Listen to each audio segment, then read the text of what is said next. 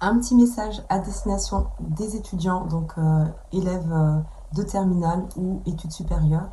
Une petite réflexion, même de manière générale, qui touchera aussi les gens qui ne sont pas étudiants non plus, sur les critiques qu'on voit notamment sur les réseaux sociaux en direction de la jeunesse.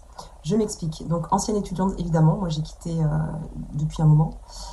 J'observe que sur les réseaux, il y a pas mal de critiques sur oui, la jeunesse aujourd'hui, elle est perdue.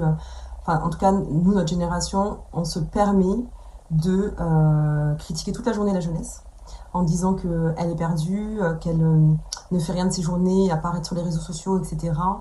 Qu'elle n'a pas toujours des objectifs assez clairs et tout. Bon, je ne dis pas qu'il n'y a pas des personnes qui sont dans ce cas.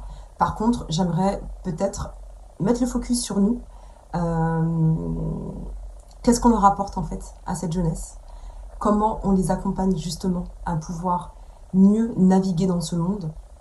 Quelles sont les clés qu'on peut nous leur transmettre de par justement notre expérience, puisqu'on a entre guillemets un petit peu d'avance sur l'insertion sociale, professionnelle.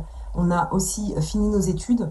Qu'est-ce que nous on leur apporte comme échange d'expérience, comme espace pour qu'ils puissent se déposer, comme lieu où ils peuvent justement profiter de notre expérience plutôt que d'avoir un débat la génération 90 je ne sais quoi, la génération donc la génération Y à laquelle j'appartiens, la génération Z c'est une génération ceci cela et se renvoyer la balle, se renvoyer la faute et faire des débats comme ça un peu inutiles sur TikTok et Instagram.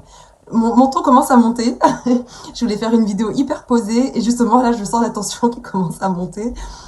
Tout ça pour dire que c'est bien de critiquer, c'est bien d'opposer les générations. Maintenant, nous aussi, on a notre part à jouer là-dedans. Qu'est-ce qu'on fait pour accompagner cette jeunesse? Quels outils on leur donne pour justement éviter les erreurs qu'on a pu faire? Euh, Il y a une chose aussi qui est très primordiale aujourd'hui, hein, c'est apprendre aussi à la jeunesse à prendre soin d'elle. Effectivement, une consommation excessive des réseaux sociaux, ça bousille à long terme. Il faut le dire, ça bousille, ça isole, ça ne permet pas de développer des choses qui sont hyper importantes pour la vie, l'insertion dans la vie sociale, professionnelle, etc. Donc, qu'est-ce qu'on propose? Qu'est-ce qu'on leur donne comme clé et outils pour les aider, les accompagner?